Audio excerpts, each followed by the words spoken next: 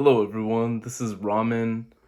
Today I'm going to be talking about the book review that I did, which is called The Tao of Jeet Kune Do, and that's by Bruce Lee.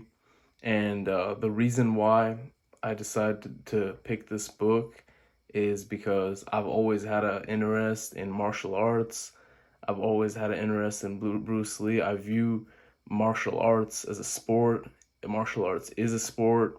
It's good for the mind. It's good for situational awareness. It's good for many different types of things. And even in the book, Bruce Lee breaks down a lot of different things, such as the reasoning behind it. It's not all about fighting. It's about life as a whole, and it helps you to make decisions in every other aspect of your life.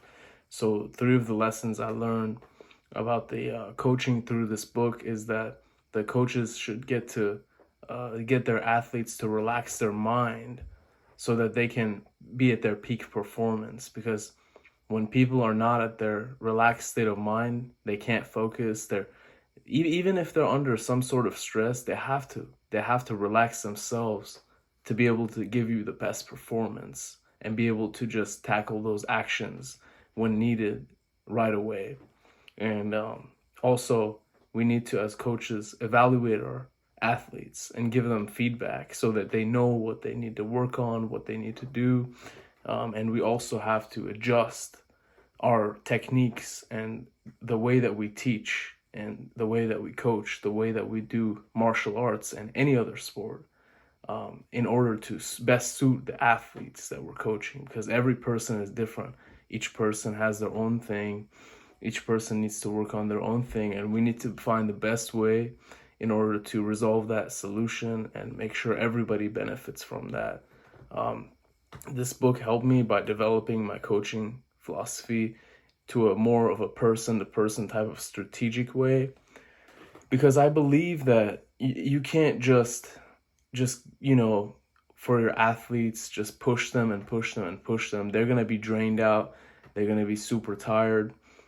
That's definitely not the way that I would recommend to go through it. And from the book, we learned that there's it's just every person is different, and we need to basically find a way to work smarter, but not so much harder. But at the same time, we need to make sure the training is happening. The training is there. It's in their subconscious to be able to perform something every single time. Like in this book that the Tao of Jeet Kune Do, in this book, like you have to just know what to do in right away. You need to understand. You need to be able to have that awareness. Like you have to be able to keep yourself in a relaxed state of mind. And it's about simultaneous redirect and attack. So that means when something is going on, you have to just be able to handle the situation. So if you're playing basketball, you have to, if that person is coming at you, you're a defender, you need to be able to handle that situation. If it's a football player, they're trying to tackle you, you need to find a way to get out of that situation. And you also learn to do it without being hurt, based off the things that you learn in Jeet Kune Do. And in this book, I learned mostly that many things that we learn in life can be applied to sports, and many things that we learn from Kung Fu can also be applied to sports, and boxing and anything else that you can possibly think of.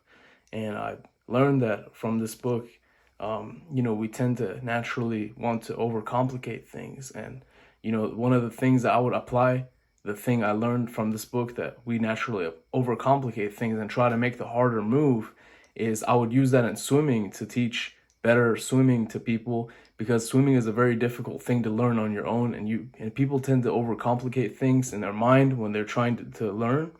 And as a coach, we need to find ways to improve that, make it more simple for them.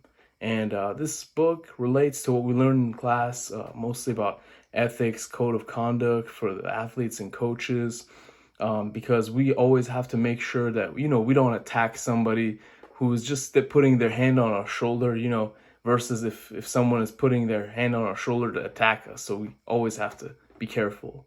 And that's pretty much sums up the whole entire book review. Thank you for watching.